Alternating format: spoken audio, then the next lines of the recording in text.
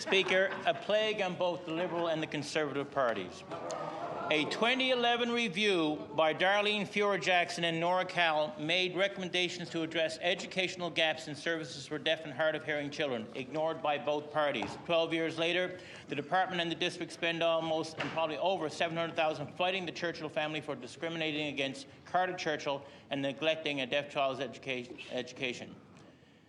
As early as 2014, a report identified cybersecurity issues, ignored by both parties. A decade later, as a result of this negligence, a cyber attack compromises the personal health information of most of the residents of the province. So I asked the Premier, and I could ask both parties here, why does government consistently ignore warnings from experts and refuse to act until it reaches a crisis?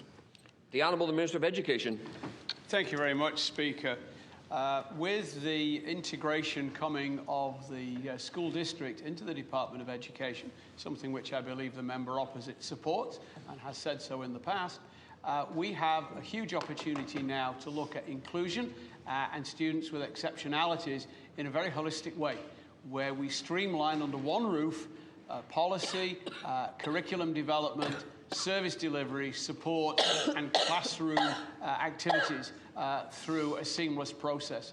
We are undertaking an extensive review of inclusion services and disability services, and I look forward over coming months to be able to tell the House about those. Thank you. The Honourable the Member Torngat Mountains. Thank you, Speaker. When I asked the Minister of Health for help